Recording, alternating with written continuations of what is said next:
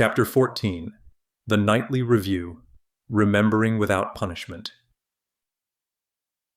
14.1. Why Remembrance is Necessary. The nightly review exists not because we fail during the day, but because forgetting is part of incarnation. Awareness narrows, attention contracts, identity hardens around moments of fear, desire, or defense. This is not an error in the design, it is the terrain. The work, then, is not to prevent forgetting, but to create a reliable way to return, again and again, without punishment, shame, or spiritual performance.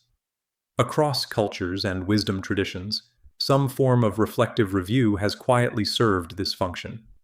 Monastic Christianity developed the exam as a daily practice of recollection, not to confess sins, but to notice where one had moved closer to or further from love.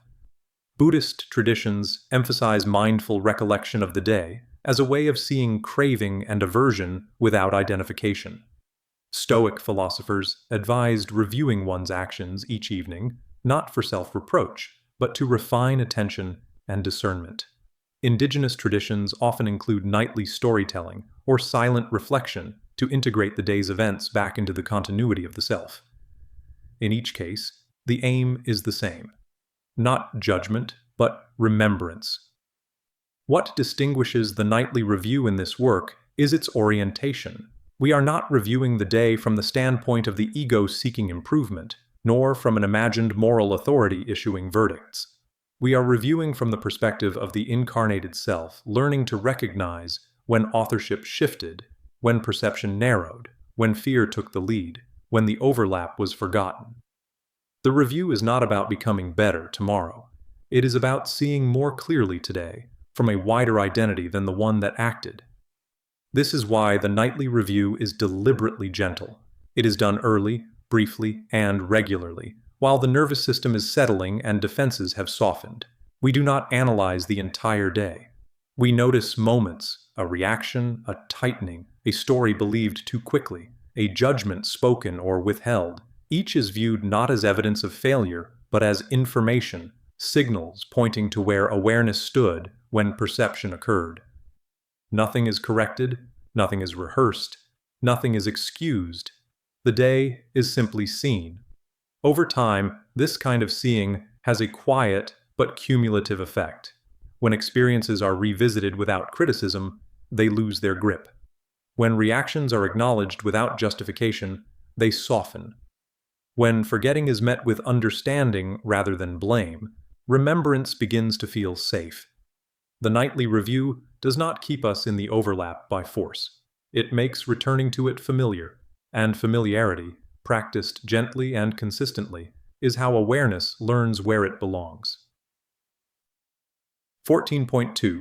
The Nightly Review Practice. The nightly review is a simple daily ritual. It does not require insight, spiritual language, or a long meditation.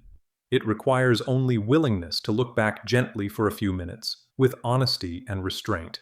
What matters is not doing it perfectly. What matters is doing it consistently, so remembrance becomes familiar. Begin by choosing a time that is actually repeatable. The most reliable window is the last hour before sleep, after the day's demands are finished, but before you are exhausted. If possible, do it in the same place each night. The nervous system learns quickly from rhythm. A predictable setting turns the review into a cue. It is safe to soften now. Sit down or lie back. Let your body settle for 30 seconds. Take 3 slow breaths, not to get spiritual, but to signal to your system that there is no emergency. If the day was intense, place a hand on your chest or belly and let the exhale lengthen slightly. You are not trying to feel calm. You are simply stepping out of urgency. Now, set a clear intention in plain language, 1 sentence only. For example, I'm not here to judge my day. I'm here to see where my orientation went narrow and to return gently. This matters because the ego will try to turn the review into either self-attack or self-justification. The intention keeps the practice pointed. Then, replay the day briefly, not in detail, not as a story, but as a sequence. You are looking for moments, not for a narrative. Start with the morning and move forward. If you can't remember much, that is fine. Let 2 or 3 moments be enough.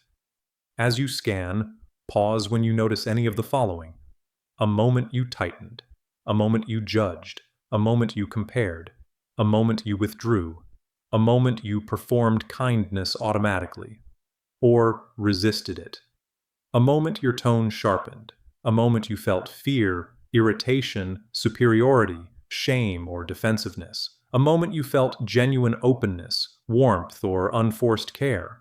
Choose one moment to begin with. Keep it small: a glance, a sentence, an email, a passing interaction. Do not pick the day's biggest event unless it naturally insists on being seen. Now, do the review of that moment using 4 simple questions. Do not answer them as an essay. Answer them as observations. First, what happened? State only the facts in 1 or 2 sentences. I spoke sharply to my colleague. I avoided eye contact with someone who looked distressed. I felt myself judging a stranger. No analysis. Second, what did my body do first? Name the physiological cue that preceded thought. My chest tightened. My jaw clenched. My stomach dropped. I felt a heat in my face. This is crucial because the body often tells the truth before the story begins. Third, what story did the ego build? Name the interpretation that formed. They're incompetent. They're rude. I'm behind. I'm superior. I'm not safe. I don't have time. This is not to shame the story, but to see it clearly as a construction. Fourth, what was my orientation in that moment? Love or fear? Do not overthink this. If you were contracting, defending, posturing, punishing, or comparing, fear was likely leading. If you were open, honest, present, and unforced, love was likely nearer. This is not moral scoring. It is directional awareness. Then comes the key move, the pause that ends the spell. Say internally, in your own words, I see what happened. If you want a single sentence that works almost every time, use, I will not punish myself for forgetting, but I will not pretend I didn't. This is the midpoint between denial and self-attack. It is where remembrance becomes safe. If the moment involved another person, add 1 more line, not sentimental, just truthful. They are an individuated being too, living inside a veil. You are not excusing behavior. You are refusing dehumanization. You are re-entering unity without losing discernment. Now ask a final question that turns recalibration from theory into practice. What would love have looked like here, concretely? Not being nicer, but a specific alternative, a softer tone, a brief pause before replying, 1 genuine question, a smile returned, a boundary stated without contempt, offering help, walking away without the final jab. This is not to rewrite the past, it is to train the nervous system toward the next fork in the road. If you want to make the practice cumulative, end with 1 small commitment for tomorrow. Not a vow, just a cue. When I feel that chest tightening tomorrow, I will pause before I conclude. Then stop. Do not keep digging. Do not search for more. 1 moment reviewed well is enough to change your trajectory over time. If you have energy, you can repeat the 4 questions with 1 additional moment, but the practice should end before it becomes heavy. Close with a simple completion phrase. For example, today is seen, tomorrow will come. Or, I return to the overlap. Or, if you prefer the cosmological lens, I remember what I am, and I forgive the forgetting. And then, let the day go. 14.3. Discernment within the nightly review. A crucial clarification belongs here. The nightly review is not an invitation to suspend discernment. It is an invitation to separate discernment from judgment and comparison, which are often mistaken for it. Discernment responds to what is actually present. Judgment reacts to what is feared. Comparison attempts to locate worth through position. These are not interchangeable processes, though in daily life they frequently collapse into one another. Discernment has no moral tone. It does not praise or condemn. It recognizes truth in context and responds accordingly. A threat is identified as a threat. A boundary is recognized as necessary. A consequence is acknowledged as real. None of this requires fear, superiority, or self-rebuke. Responsibility does not depend on condemnation. In lived practice, discernment may sound simple and direct. I am not safe in this situation and need to leave. This relationship no longer supports growth and must change. My finances require attention and adjustment. This behavior causes harm and cannot be ignored. These recognitions are not failures of love. They are expressions of responsibility within incarnation. Judgment enters when these recognitions become layered with identity and fear. The mind shifts from addressing reality to defending or attacking a self-image. They are a bad person. I am deficient. They always do this. I am better than them. I will never escape this. The energy tightens. What began as clarity becomes narrative. Comparison operates differently, but produces the same narrowing. Instead of asking what is true in the moment, worth is measured against imagined hierarchies. I am ahead. I am behind. They are more evolved. I am failing. Neither judgment nor comparison adds clarity. Both harden identity, constrict perception, and quietly return authorship to the ego. The nightly review trains the capacity to notice this distinction in real time. During reflection, the practitioner does not ask whether they were right or wrong in some abstract moral sense. The deeper question is whether their orientation arose from truth or from fear. Truth may require firm action. Fear requires narrative. The facts of a situation may be accurate, yet the energy carrying those facts may be shaped by defensiveness, urgency, or the need to protect identity. This distinction becomes especially important when reviewing moments involving harm, injustice, or intense emotion. The practice does not ask the practitioner to reinterpret violence, betrayal, or loss as lessons or illusions, nor does it require premature forgiveness. Such moves are often forms of spiritual bypass. Instead, the review asks something more grounded and honest. Did I meet this moment as the best version of myself possible, aligned with love and unity, or was I operating from fear, separation, judgment, or comparison? One of the simplest indicators is emotional residue. When an interaction leaves behind agitation, resentment, defensiveness, or shame, it signals that fear may have shaped the response. The presence of negative emotion does not invalidate the facts. It invites examination of orientation. Consider a manager reviewing the day and recalling a tense interaction with an employee. The facts are clear. A deadline was missed. The work was incomplete. The delay affected others. From the standpoint of discernment, the issue required attention. Avoiding the conversation would not have been responsible.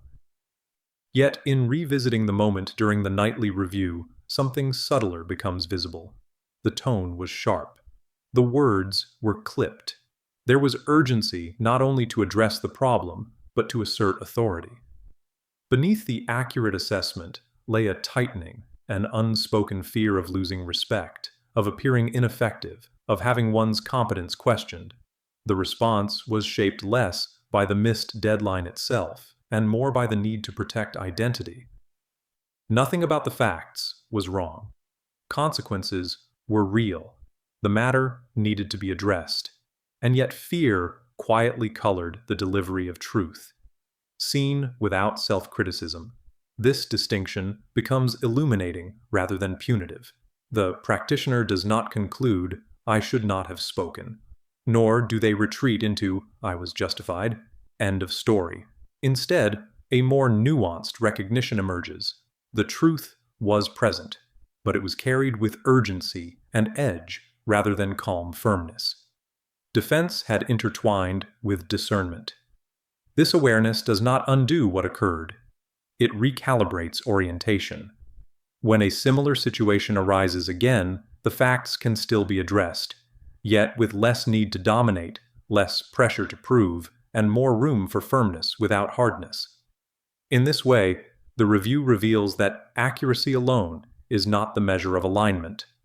Orientation matters. Truth delivered from fear carries a different weight than truth delivered from presence, even when the words are identical. Discernment is not weakened by awareness without condemnation. It is sharpened. When identity is no longer being defended, clarity becomes cleaner. When fear loosens, reality is easier to perceive. When comparison falls away, responsibility returns without hierarchy. Over time, the nightly review teaches something both subtle and profound. You can see clearly without hardening. You can act decisively without dehumanizing. You can tell the truth without punishing yourself or others. This is discernment, restored to its proper place, not as a weapon of the ego, but as a function of awareness aligned with reality. And from that alignment, love does not disappear. It becomes accurate. 14.4 Early, Daily, Non-Judgmental Integration. The nightly review is done daily not because each day is significant, but because each day is formative. Experience does not wait to accumulate meaning.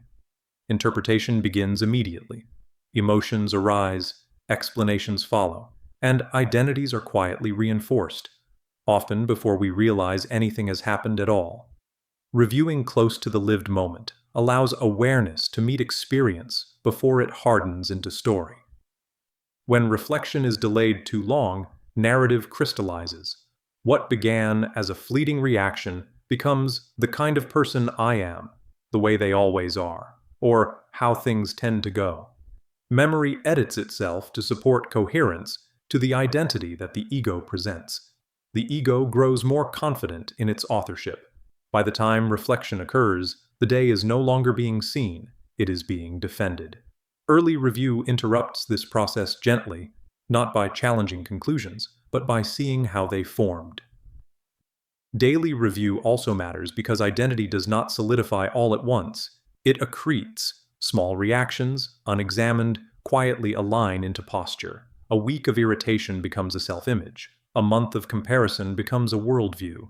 The nightly review prevents this slow crystallization, not by correcting behavior, but by keeping identity fluid. When awareness revisits experience regularly, nothing needs to be protected long enough to become fixed. This is why the practice is brief. Long reviews invite analysis, justification, and self-editing. They tend to pull the ego back into control, disguised as insight. Short reviews leave less room for narrative and more room for clarity. A few moments seen, honestly, do more than an hour of mental reworking. Integration happens through consistency, not intensity. Above all, the review is non-judgmental because judgment defeats its purpose. If the review becomes a performance, an evaluation of how well one lived, it simply relocates authorship rather than loosening it. We do not review to fix ourselves. We review to stay in relationship with awareness. The day is not being graded. Its events are being contemplated, and, over time, being met without criticism becomes the condition in which remembrance naturally deepens. 14.5 Awareness without criticism. For the nightly review to remain a practice of remembrance rather than self-correction, awareness must be separated from criticism. This distinction is subtle but essential. Awareness reveals what occurred. Criticism evaluates what should have occurred. One opens perception, the other tightens it. Criticism often arrives disguised as responsibility. It claims to motivate improvement, accountability, or moral seriousness. In practice, it usually does the opposite. When experience is met with self-reproach, whether harsh or refined, the nervous system contracts. defensiveness appears. Memory edits itself. What could have been seen clearly is either justified, minimized, or obscured altogether. Awareness retreats, and authorship quietly returns to the ego. This is why the review is not framed as an assessment of success or failure. There is nothing to get right. The aim is not to identify mistakes, but to notice where perception narrowed, where authorship shifted, and where fear quietly replaced presence. These are not faults. They are predictable movements within incarnation. Seeing them without condemnation restores clarity far more reliably than attempting to eliminate them. Awareness without criticism also changes the emotional tone of remembrance. Instead of replaying the day with tension or regret, the review becomes observational and spacious. Moments are noticed rather than relived. Reactions are seen rather than reactivated. The body remains relatively settled. From this state, insight arises naturally, not as judgment, but as understanding. Over time, this tone of non-judgment becomes self-reinforcing. The psyche learns that nothing catastrophic happens when reactions are seen honestly. There is no punishment for noticing fear, comparison, or withdrawal. This safety matters. It is what allows deeper layers of perception to surface without resistance. Where criticism closes the door, gentleness keeps it open. Importantly, awareness without criticism does not weaken discernment or excuse harm. It strengthens accuracy. When perception is not distorted by self-attack, it becomes easier to see consequences clearly and respond responsibly. Clarity, not condemnation, is what allows orientation to realign. As this practice matures, the review begins to feel less like looking back and more like coming home. Experience is gathered, not judged. The day is integrated, not corrected. And awareness learns, through repetition, that it can remain present without needing to defend, explain, or repair itself. 14.6. Gentle recalibration toward love, unity, and wholeness. Once experience has been observed without criticism, something subtle becomes possible. Reorientation, not through effort and not through instruction, but through allowance. Gentle recalibration does not impose values onto the day just lived. It simply remembers the direction in which awareness naturally settles when fear loosens. Recalibration, in this context, does not mean deciding to be better tomorrow. It means noticing where the day drifted away from love, unity, or wholeness, and letting that recognition stand without self-reproach. The shift is not forced. It occurs because awareness, when unburdened by judgment, naturally inclines toward coherence. Often this recalibration is wordless. A moment is seen again, perhaps a conversation where defensiveness arose, a withdrawal that felt protective, a comparison that quietly diminished another or oneself. Nothing is undone. Nothing is fixed. And yet, in the seeing, something relaxes. The nervous system releases a fraction of its grip. Orientation subtly realigns. At times, a simple internal acknowledgement may arise. That was fear. Or that was protection. Or I forgot myself there. These recognitions are not confessions. They are markers of remembrance. They point not to what should have happened, but to what becomes possible when awareness is present. Love, unity, and wholeness are not ideals to strive for during the review. They are reference points, directions rather than destinations. The practitioner does not ask, "Did I love enough today?" but rather, "Where did I lose contact with love?" Not, "Was I unified?" but, "Where did I experience separation as real?" Not, "Was I whole?" but, "Where did I fragment myself in order to cope?" Seen this way, recalibration is restorative rather than aspirational. It restores relationship with truth as it is already known, rather than reaching for a better version of the self. The day is gathered back into coherence, not through effort, but through honesty held gently. Over time, these small acts of recalibration accumulate. They do not produce dramatic transformation overnight. Instead, they quietly reshape orientation. Fear is recognized sooner. Judgment loosens more quickly. Comparison carries less authority. The nervous system learns gradually that separation is not required for safety. This is how the review influences the following day, not by programming behavior, but by softening identification. What is remembered at night becomes easier to recognize in the moment. The return begins to happen earlier, and awareness, having been welcomed rather than corrected, becomes more willing to stay. In this way, the nightly review is not an ending, but a continuity. It closes the day without sealing it. It prepares the ground for tomorrow, not by instruction, but by remembrance, quietly realigning perception toward love, unity, and wholeness, one gentle return at a time.